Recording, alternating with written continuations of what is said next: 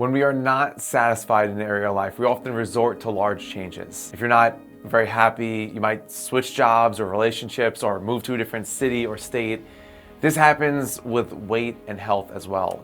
People who want to lose weight or get healthier often make a big diet change in the form of choosing a popular diet to try.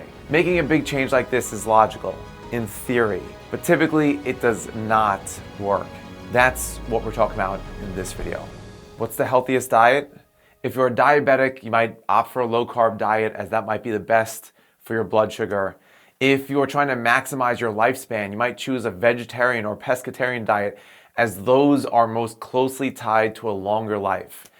The Mediterranean diet has also become popular in recent years due to articles and studies showing it's effective for avoiding heart disease and diabetes. There's also the ketogenic diet, the many low-carb diets, intermittent fasting, which is really more of an eating schedule than it is a diet, the zone and balance diets, the paleo diet, the carnivore diet, the anti-inflammatory diet, the diet where you're eating for your blood type. You get the point. What should you choose? There are many options. However, I don't think you should jump on a popular diet. Why? Let me explain by sharing the results of a classic study. The study asked adults of all ages to follow one of 4 diets for an entire year. The diets that people followed were a low-carb diet, a low-fat diet, a balanced diet where people ate similar amounts of fats, carbs, and protein, and a diet that allowed people to eat whatever they want as long as they stay within their calorie total. These diets are all very different from each other. A low-carb diet and a low-fat diet, for example, are basically the exact opposite.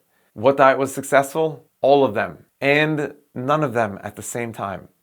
People lost weight and improved their health on every diet. However, about 1/3 to half of the dieters in every group dropped out. For the people who did not quit, many of them failed to actually stick to the diet.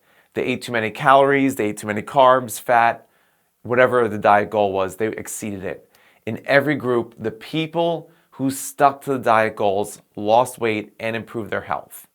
The researchers found that adherence to the diet, not diet type, was the biggest factor that predicted people's success with weight loss and health changes. What am I trying to tell you? First, basically any diet can help you lose weight and improve your health if you stick with it. Second, unfortunately, people largely do not stick with diets long enough to see and sustain results. Here's what I'm recommending. Instead of completely changing your diet by jumping onto a popular diet plan, make small habit changes, such as eat more protein during breakfast, eat more fiber or take a soluble fiber supplement, increase your fruit and vegetable intake, use a smaller plate for your meals, stop consuming calories in liquid form. Making small changes to your diet, especially those changes which are happening at just 1 or 2 at a time, will make you more likely to succeed and more likely to stick to the habit for the long term. Therefore, you will be more likely to make long-term changes in your health and your weight.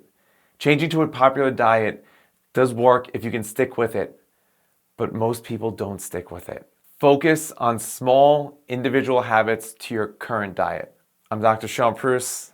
Thanks for watching this video.